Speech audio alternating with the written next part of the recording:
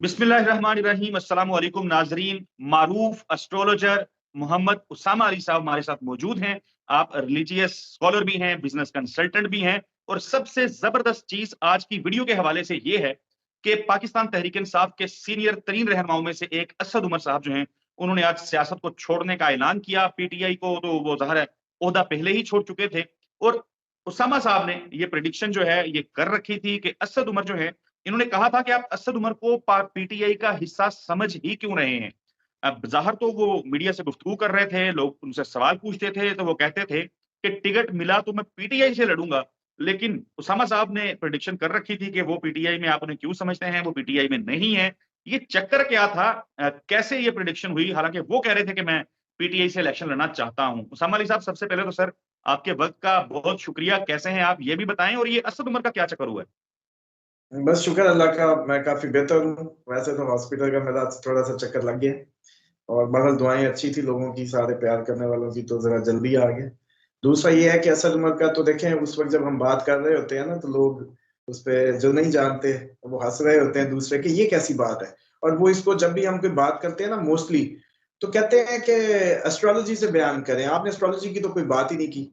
भाई अगर मैं ये कहना शुरू कर दूं कि असद उमर का 5वें घर में फलाना बैठा है और उसके उसके घर में फलाना है, या मूव करेगा फलाना, तो बस इनको क्या समझ आएगी क्या हो रहा है।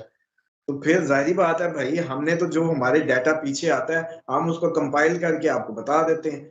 असद उमर का जब मैंने, आप लोगों ने प्रोग्राम किए, सब ने पूछा, क्योंकि उन दिनों में मुझे याद है वो सीजन चल रहा था कि जी फलाने की कॉन्फ्रेंस, फलाने की कॉन्फ्रेंस।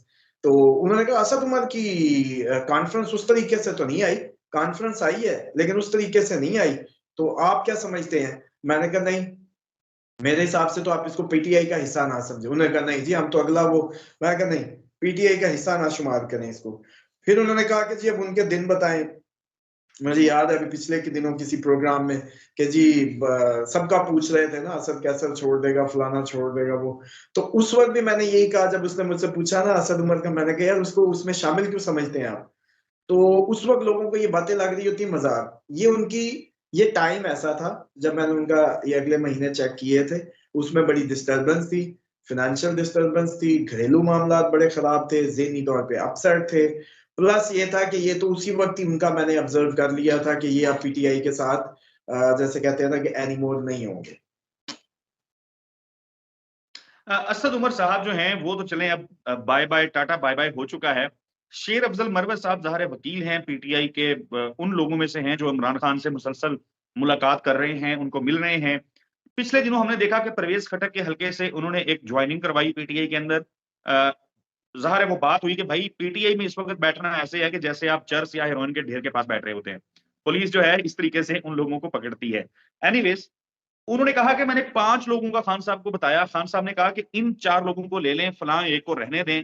आज उन्होंने मजीद ये बताया है कि इमरान खान ने कहा कि मैं फवाद चौधरी, असद उमर, ऐसे लोगों की पीटीआई में मजीद अब जगह नहीं है, क्योंकि इन लोगों ने बड़ा डंड डाला है। ये ऐसे वक्त पे छोड़ के गए हैं कि जब लोगों का मोरल डाउन हुआ और फिर लोग इनके रास्ते पे चल पड़े।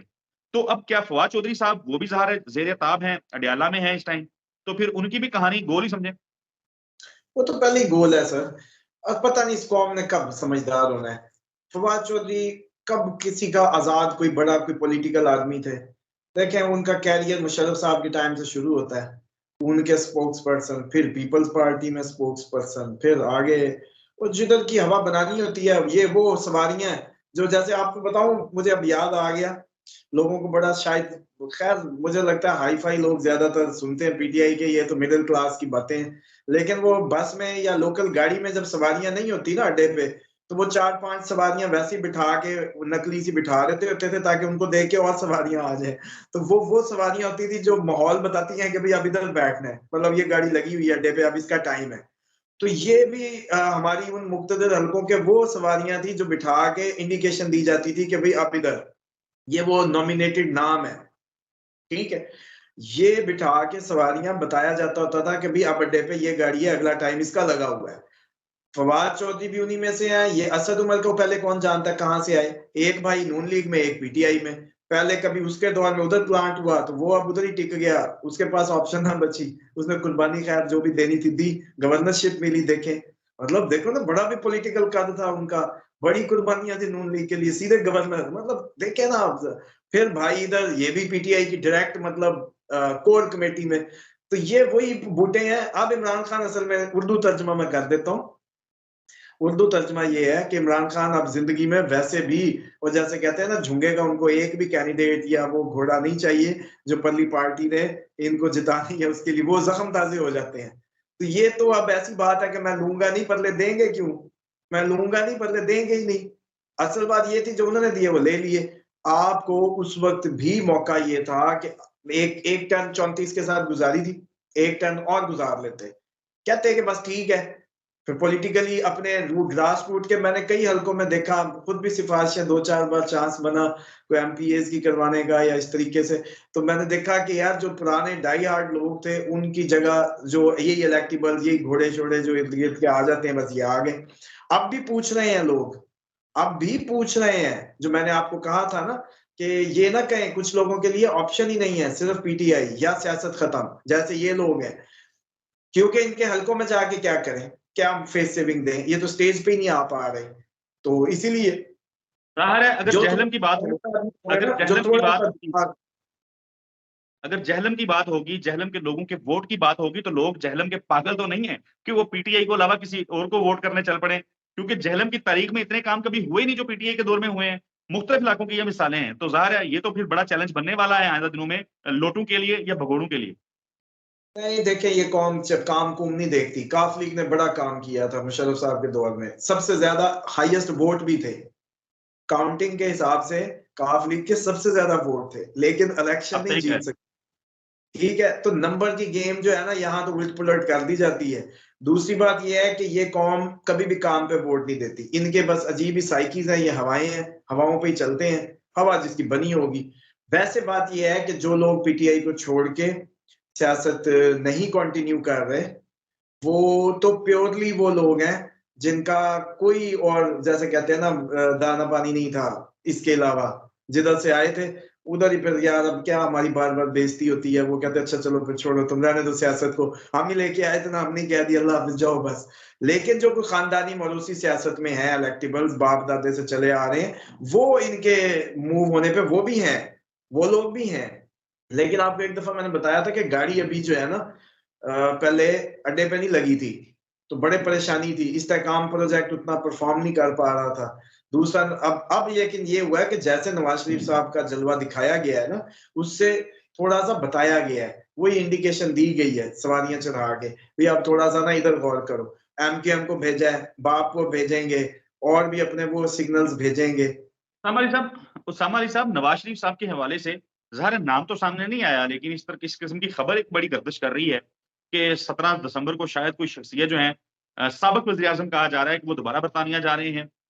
तो क्या आपको लगता है नवाज शरीफ साहब के इम्कानात हैं दोबारा बरतानिया जाके बैठने के? नहीं, ऐसा कुछ नहीं है। असल में इसमें आपको एक बात बता दूं, ये भी हो सकता है कि ये जितने अफराद पीछे जाके बैठ जाएंगे, इनके पास नवाज शरीफ साहब या उनका कोई टॉप 5 का बंदा वो जाया करेगा, वो कहा करेगा बड़ा अफसोस हुआ, बड़ा दुख हुआ, आप लोगों के साथ ये हुआ, फलां हुआ। तो बहरहाल फिर हमारा प्लेटफॉर्म हाजिर है, इलाके की खिदमत तो आपने करनी है, तो क्यों ना आप हमारे पास आ जाएं। समझ रहे हैं? ये गेम भी आप देखेंगे इन फ्यूचर, जैसे अभी। अच्छा, जैसे असद उमर की बात पे मेरी किसी को उस टाइम जेन में, उसने हो सकता है कोई नाजरीन ने नोटिस की हो ये जुमले मेरे, कि वो उनको पार्टी में ना समझे। तो लेकिन इसी तरीके से ये बात भी याद आएगी जब इन्होंने चल चल के जाना है, ये तो वरना कहते हैं ना हम नहीं लेंगे, हम नहीं लेंगे। असल कहानी आप सबको समझनी पड़ेगी। असल कहानी वही है, गाड़ियों में पेट्रोल नहीं है, परले तड़ियां दे रहे हैं, बस इस जुमले की छुपी।